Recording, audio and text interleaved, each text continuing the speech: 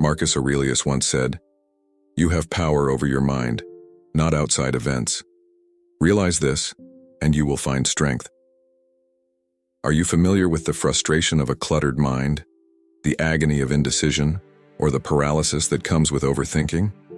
We've all been there, replaying conversations, anticipating outcomes, and trying to solve endless what-ifs in our heads. Today, we will tackle this challenge head-on with 10 practical Stoic strategies to conquer overthinking. If you're looking for ways to break this cycle and reclaim your mental space, make sure to hit the notification bell and subscribe. Let's dive in. 1. Visualize overthinking as an external force. Overthinking can sneak up like fog on a clear day, starting with a single worry that quickly expands. In today's fast-paced world, where information bombards us like a storm, our minds get crowded with thoughts of what if, what next, or what could have been. Marcus Aurelius, the Stoic philosopher king, once said, "The happiness of your life depends upon the quality of your thoughts." This brings us to our first technique, seeing overthinking as an external force. Recognize that these thoughts are not the core of who you are, they are invaders of your peace. Imagine those invasive thoughts as clouds passing over a mountain. You are that mountain, majestic and immovable, standing firm as the clouds drift by. 2. Take control by refocusing your energy. Have you ever found yourself spiraling down a rabbit hole of what-ifs and doomsday scenarios, replaying the same worries until you're mentally exhausted? It's like having numerous browser tabs open in your mind, each with a video playing on full blast. This mental multitasking is a hallmark of modern life, where the pressure to stay on top of everything can lead to relentless overthinking. Redirecting your mental energy isn't just about peace. It's about taking back control and quieting the endless noise. Seneca, another Stoic sage, said, "True happiness is to enjoy the present without anxious dependence upon the future." Start by grounding yourself in the now. Focus on a task, even a small one, and channel your energy into completing it. This shift in focus pulls you out of the whirlpool of future what-ifs and anchors you in the present moment. 3. Embrace impermanence and practice letting go. Our minds often get stuck in a loop, rehashing past events or fretting over the future. This is the playground of overthinking, where thoughts become sticky, lingering longer than welcome. Epictetus tells us, "He who fears death will never do anything worth of a man who is alive." This quote is about the concept of impermanence, central to Stoicism.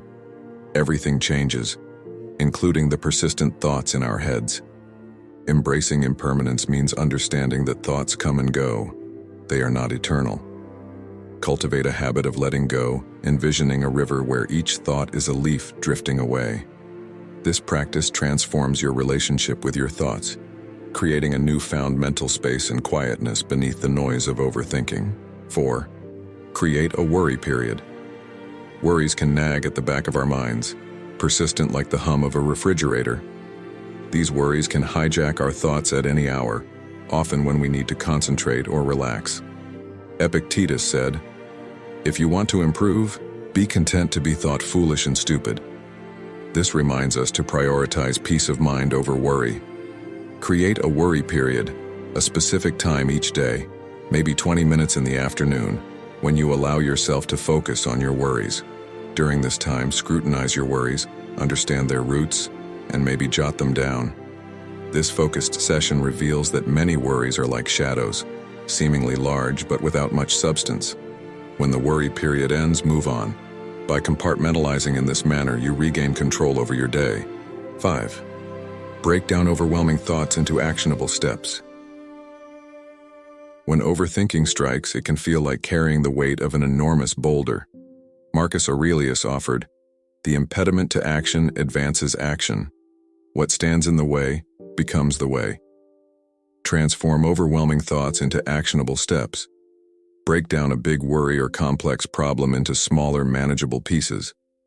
Focus on the very next step, not all 5, 10, or 20 steps down the line.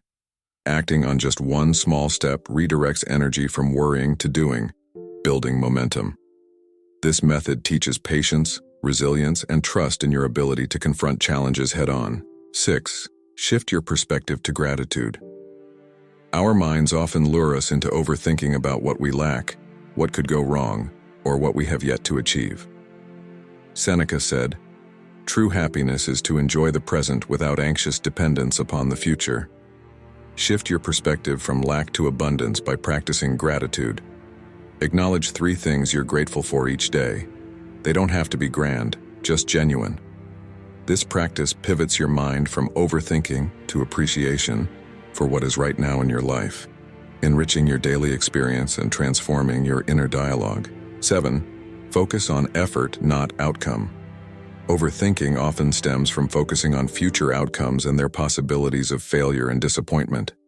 Epictetus said, "Don't explain your philosophy, embody it. Focus on your efforts and intentions rather than outcomes you can't control." This doesn't mean you shouldn't set goals, but recognize that true value lies in the quality of your effort.